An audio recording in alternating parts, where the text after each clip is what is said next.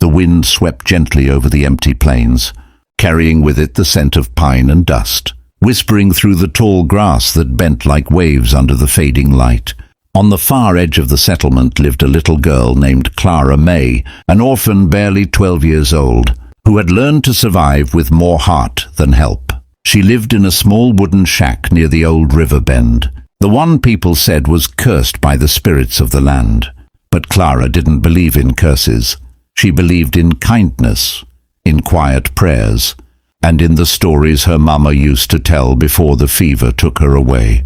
That evening, as the sun dipped low and the cold began to creep into her worn shoes, Clara heard something strange, the soft sound of crying carried by the river wind. She followed it, her little hands clutching a lantern almost too big for her, and there by the riverbank she found a young native girl sitting on the rocks, her foot bleeding, her clothes torn, her face streaked with pain and dirt.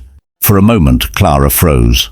She'd been told not to go near the tribes that lived beyond the woods, that they were dangerous, that they hated settlers. But all she saw now was a girl no older than herself, shivering, trying to wash the blood from her ankle.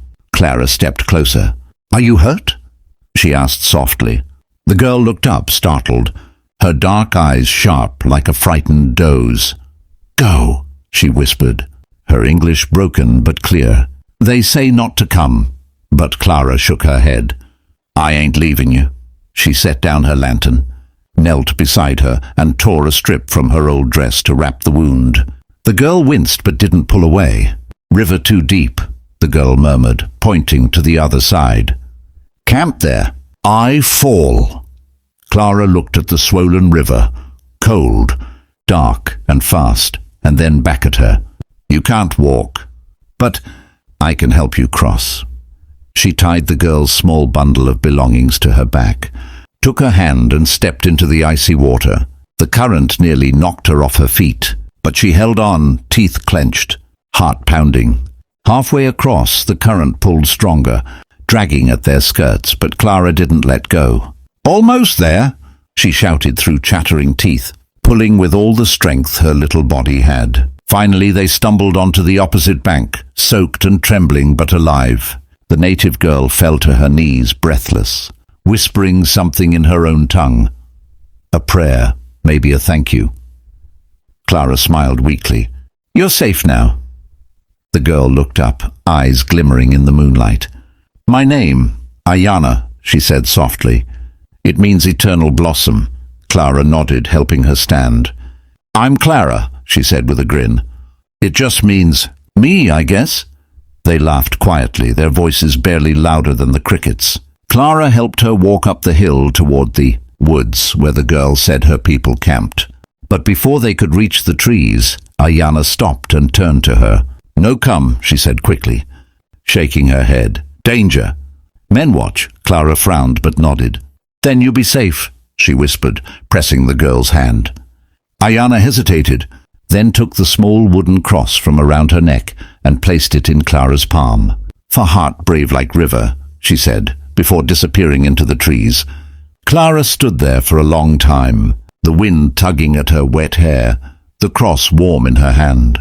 By the time she walked home, the stars had filled the sky, and the moonlight shimmered over the river she had crossed.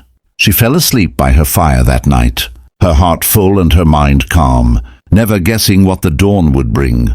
For when the first light of morning crept across the plains and painted her shack in gold, a sound like distant thunder rolled across the land, the rumble of hooves. Clara stepped outside barefoot, blinking in the brightness, and froze. There, lined across the field, were 30 native warriors on horseback, painted in red and black, their spears glinting in the sunrise. The ground trembled beneath them. Clara's breath caught in her throat as one of the riders dismounted and walked forward, tall, broad, his gaze steady. Behind him rode Ayana, smiling faintly, her ankle now wrapped and healed. The man stopped a few feet from Clara and spoke in a deep, calm voice. "You helped the daughter of our chief," he said. "At dawn the spirits said we must stand before you, to honor your heart." Clara didn't understand everything, but she understood enough to feel her knees tremble. The warriors raised their hands, palms open toward her, a gesture of peace and respect. For a moment the world stood still, a little orphan girl standing before 30 warriors, who had come not with war, but with gratitude. As the wind swept across the plain, Clara smiled, her small fingers clutching the cross Ayana had given her. Somewhere inside she heard her mama's voice whisper, "The river takes, but it also gives." And in that golden morning light, kindness had returned to her tenfold. If you believe even the smallest heart can make the biggest change, the narrator's voice would say softly as the screen fades, hit that subscribe button, because goodness always finds its way back. The sun rose higher that morning, painting the land in gold as the 30 warriors stood silently before Clara's small cabin, their horses snorting softly in the crisp air. Clara's heart pounded in her chest, her hands trembling as she gripped the wooden cross around her neck. She had never seen anything like it, the sheer strength, the discipline, the quiet power that radiated from them. The leader, the tall man with deep, steady eyes, stepped closer, his voice low but strong. "My name is Chief Dakota," he said, his words careful but clear. "You showed mercy to my daughter, Ayana. In our ways, mercy is sacred." Clara blinked, barely able to breathe. "I just helped her," she whispered. But the chief shook his head. "No," he said firmly. "You crossed the river of spirits. That river takes the brave, and you crossed it for someone not your own." He motioned to Ayana, who dismounted and ran toward Clara, embracing her tightly. The two girls stood there in the sunlight, one orphaned by men, the other nearly taken by the river, bound now by something greater than blood. The warriors began to chant softly, a rhythmic song that carried across the plain, echoing against the hills. Clara felt the sound vibrate in her bones, ancient, sorrowful, and beautiful. Then, as quickly as they had come, the warriors turned their horses and began to ride back toward the horizon. Before leaving, Chief Dakota looked back once more. "If the wind turns dark," he said, "light your fire high. The tribe will see it." Clara nodded, not knowing that those words would soon save her life. Days passed peacefully, and the memory of that morning began to feel like a dream. The settlers in town, however, didn't see it as kindness. Rumors spread fast. "That orphan girl's consorting with savages," they whispered. "They'll bring trouble." Clara ignored them, tending to her garden and the small herd of goats she'd rescued. But one evening the trouble they feared came, not from the natives, but from men far worse. A band of outlaws rode in from the west, rough men with whiskey breath and hungry eyes, looking for food, money, and something to break. They found Clara's cabin before dusk. "Pretty little place for a kid," one of them sneered, kicking open the door. Clara froze, clutching the cross around her neck, her heart slamming against her ribs. "Please," she whispered, "I don't have much." But they didn't care. They tore through her small home, laughing, throwing her few belongings to the floor. One of them grabbed her arm. "Maybe we take the girl too," he said with a cruel grin. Clara screamed, struggling, but they were too strong. Then, through her tears, she remembered Chief Dakota's words. "If the wind turns dark, light your fire high."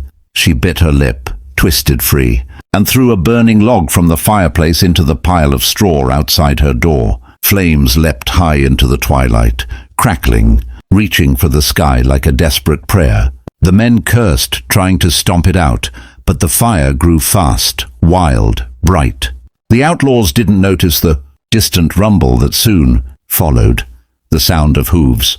Within minutes, shadows appeared on the horizon, dozens of riders moving fast through the fading light. It was Chief Dakota and his warriors.